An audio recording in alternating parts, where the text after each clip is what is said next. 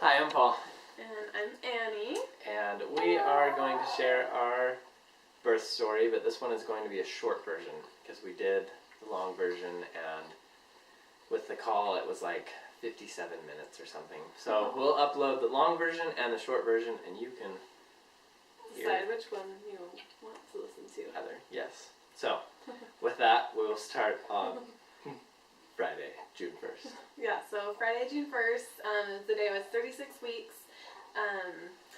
And just basically, Paul and I both had appointments that morning to go to. So we just, woke up and got ready for the day and went to our different appointments. And I had noticed I was leaking a little bit, and with Connor, my water had leaked. And so I thought it was maybe the same thing. So I just said I'll just keep an eye on it, and went to my appointment with Connor and did that, and then got home and I was still leaking, so I sent Paul a text message and just said, hey, my water's, I think it's my water that's leaking a little bit, so we probably want to head up to the hospital later, but no big rush, just come home when you can. Yeah. So. Because with Connor, she labored for like 12 hours, so we thought we were safe. So, we thought.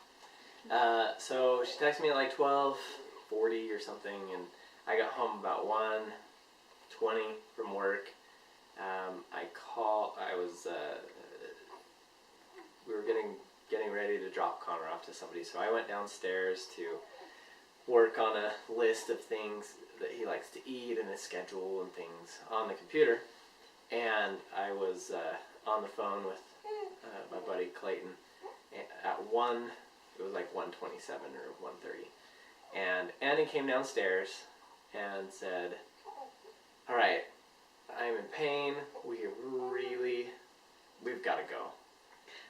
Well, so before that though, so he had come home and my water was still just leaking, but I wasn't having any contractions, nothing.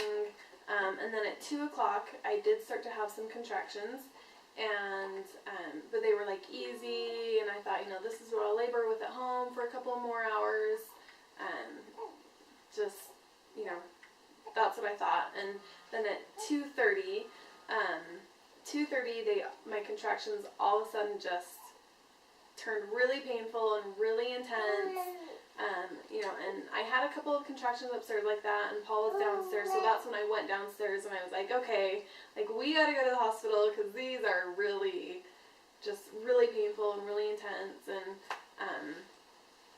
then, so we started to come up, so that was in the basement, and we came up to the main floor, and I was about to have another contraction, and Paul had my phone, and we had this little app that timed contractions. So I was like, all right, I got it. I hit start. And I was like, all right, you done yet? No? You done yet? No? Oh, so the contraction lasted like 2.5 minutes or something. So then I hit stop.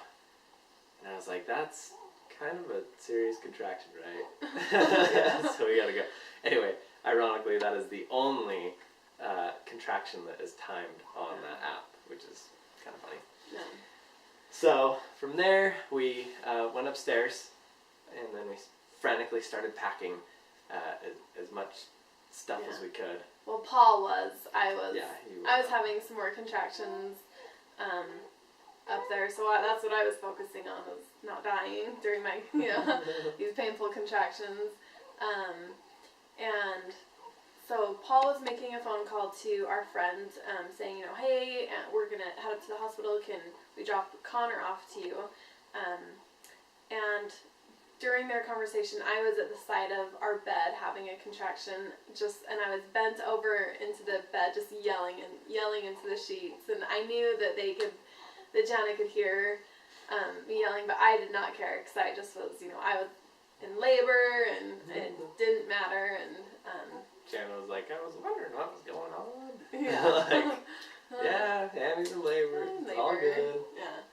So, that was at 1:47 that I made the call to Janet, and then we talked to Janet later, and our conversation lasted a minute and a half. Yeah, So 1:48 and a half, and then I hung up the phone. Yeah, and like right when he hung up the phone, I was still having that contraction, and I felt like the only way that I could get any sort of relief, and I was desperate for relief, was to push. And so I pushed, and my water broke, and I just thought, okay, I need to go to the bathroom to clean up. So I walked to the bathroom, and on the way there, I thought in my head, I bet that if I were to reach down and feel, I could feel a head. And I don't know why I thought that. I had that thought.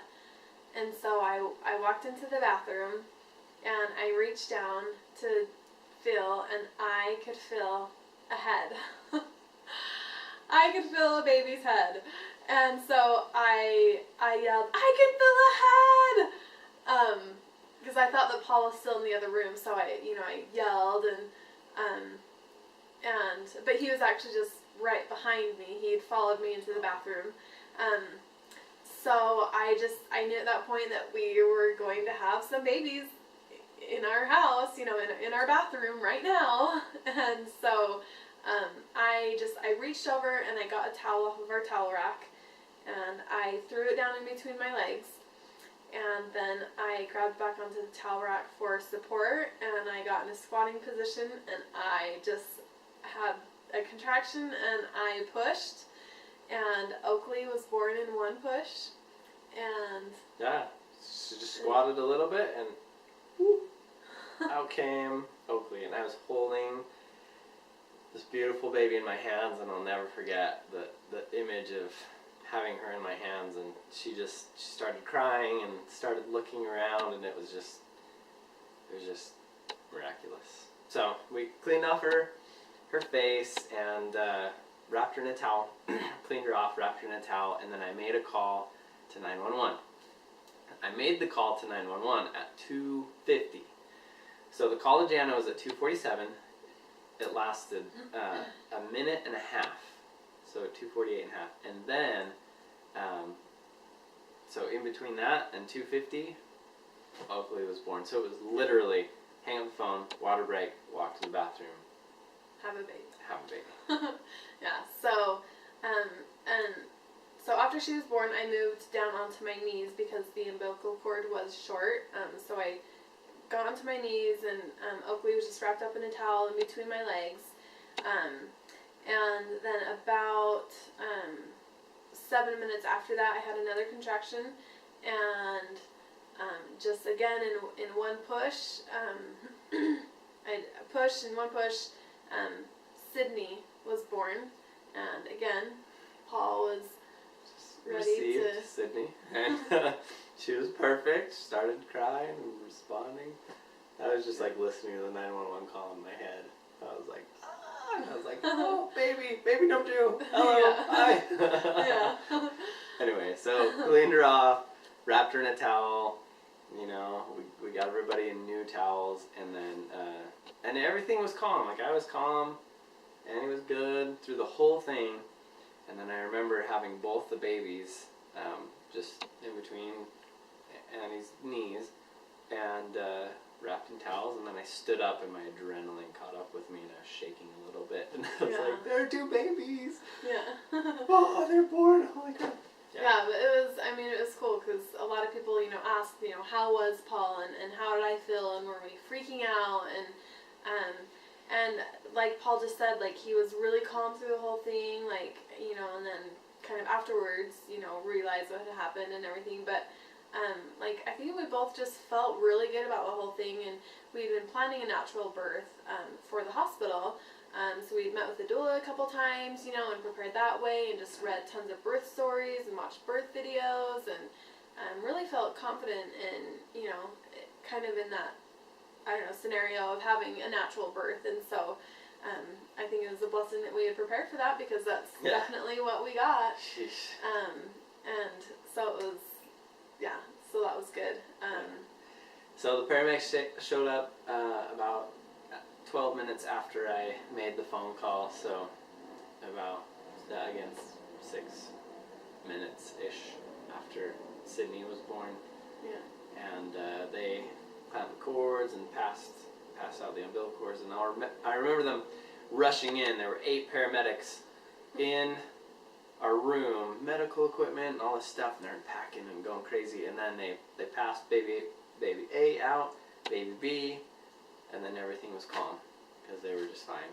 And so one paramedic was like holding baby, and the other one's holding the baby, and I'm just like going back and forth from mom to baby, and yeah. And then so when they had the babies, so just a few, I don't know how many minutes after, but like then I had another contraction, just had the placenta, and then just was recovering a little bit on the floor before I got up to.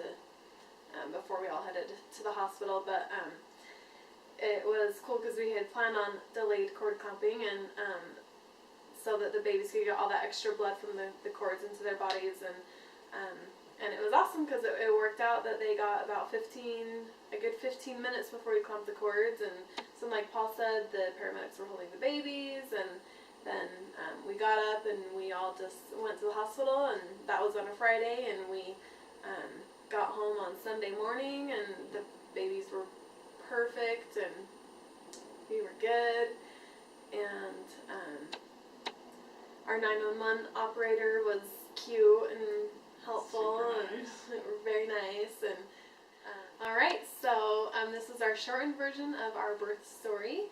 If you'd like to hear the longer one, it has more details and more good stuff in it, and the longer version has the 911 phone call attached to it. So if you want to hear the 911 phone call, which is really cool, listen to that one.